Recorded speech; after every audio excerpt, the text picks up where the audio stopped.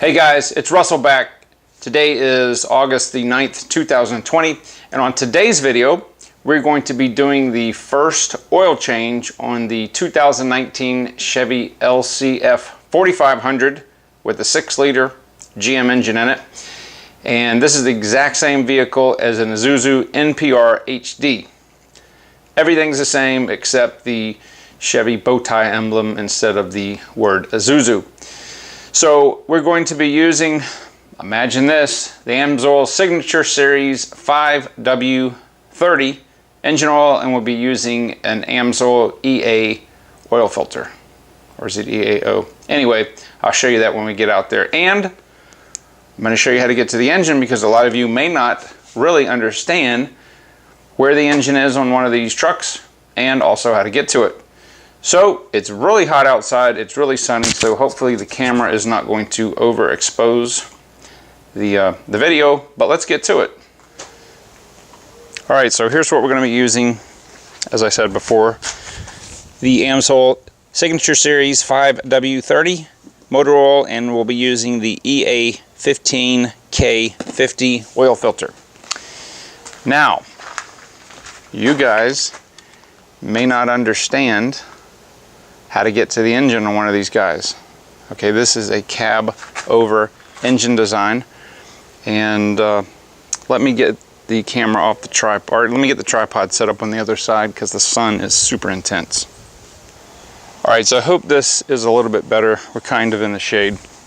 So the engine is underneath the cab, and on these cab over trucks, the Isuzus and the Chevy LCFs, it is a multi-step process to actually get the cab to where you can service the engine, and it's very, very easy. There's a couple handles that you pull. Once you do that, you just lift it right up. There's a locking bar right there, and the engine is super easy to get to. Now the dipstick for the oil in the transmission, in fact, here, let me just let you see what is under here. All right, so this is a GM 6-liter. It's in this exact same engine that's in the Chevy and GMC trucks, SUVs, stuff like that. This is a very, very, very durable engine. Now, this does not have air fuel management. It doesn't have cylinder deactivation. This is this particular engine family is used in heavy-duty trucks, so it doesn't have all that nonsense. But yeah, everything is super easy to get to. You've got the oil dipstick and the transmission fluid, so pretty easy to, yeah, pretty much get to anything you want to in here. So let's go underneath. I'm going to take the oil filter off, and I'm going to show you where that's located. All right, so the oil filter is on the driver's side of the vehicle. It's right where the engine and transmission mate.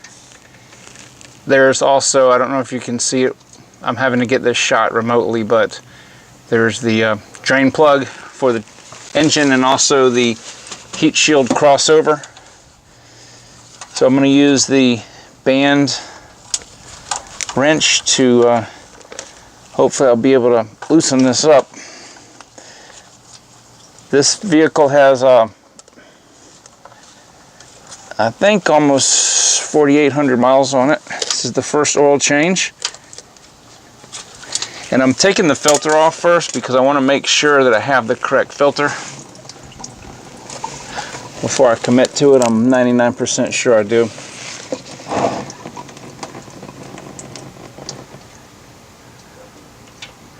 There is a sticker on the side that I couldn't get all of it off, but it said which one it was. But I'm 99.9% sure this is the correct filter. So in these trucks, it's super easy because there's no need to put any type of to put this up on ramps or anything. There's so much room under here.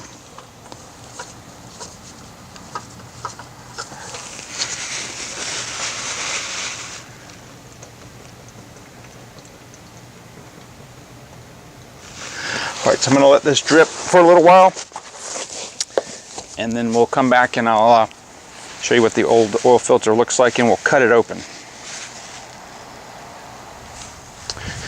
Alright, so I've given it about 10 minutes to completely stop dripping, and I'm going to go ahead and put the wipe the surface off where the filter mates, and I'm going to go ahead and put the AMSOIL filter on here. The only bad thing I don't like about this is it's very hard to get your hand here, so I'm having to use the wrench.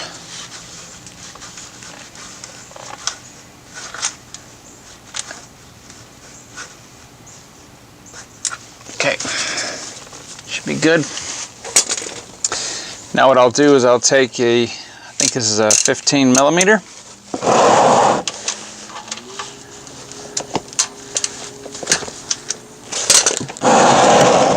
Out of the pan. Alright, here we are. So the filter is right here. It's very easy to get to. And we're just going to let this oil drain completely. And we'll come back when it finishes doing its business here.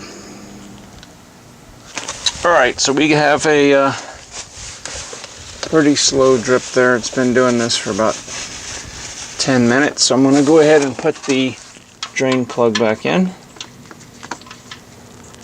It is an aluminum pan, so be very careful. If anybody knows the torque specs, please do so and tell us.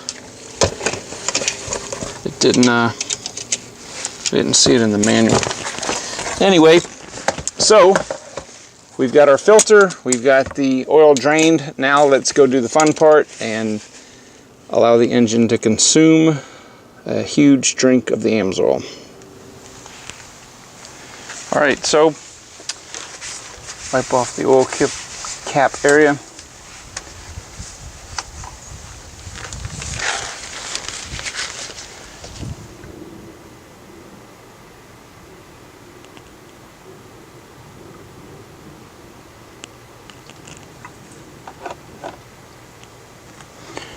Alright, so I won't bore you with this 6 times, so we'll just come back when it's done. Alright, we've got our 6 quarts of AMSOIL in, and to get the cab back down, it's very easy. You just take this locking lever right here and just pull it forward, and once it breaks over, you just slowly let the cab down. It's not going to come crashing down. It'll latch like that.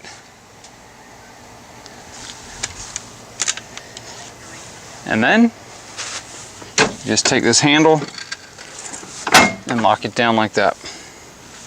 Alright, so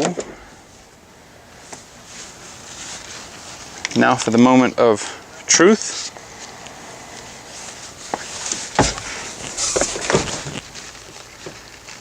Let's see what we get here. We've got 4,821 miles.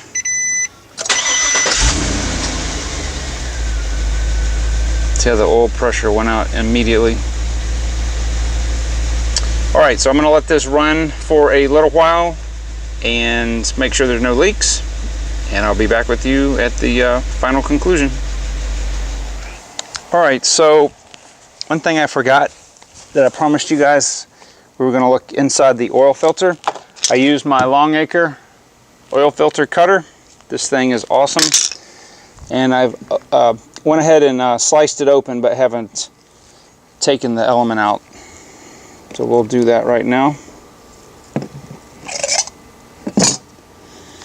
Okay, so here is the element, and what I'm going to do is I'm just going to look in between the pleats to see if I see anything weird, any chunks of metal or anything like that. Now obviously, you know, there is microscopic amounts of metal, iron, aluminum, tin, etc., that is just naturally in an engine when it wears. You're not going to be able to see that. I'm just trying to see if there's any glaring issues, and I don't see anything at all. Now it's funny how small this filter is for this 6-liter engine. I know that the old Chevy 350s use like I think it was like a PF8. It was a really big filter. All right, so anyway, I think I'll go ahead and end the video there. The only last thing to do is I'm gonna let this sit about 30 minutes and then check the level of the oil, make sure it's where it's supposed to be, and then we'll be good for a year easily on the AMSOIL. The maintenance interval here on this is really 7,500 miles or 1 year on the gas engine. So anyway, guys, I hope that was helpful, and I hope that you learned something. I don't know how much the dealership would charge to do this, but certainly it's worth your time and effort to do it. Make sure the job is done correctly, and it allows you to get to know your vehicle better. Thank you, and taking time to watch the videos, and I will talk to you guys on the next one.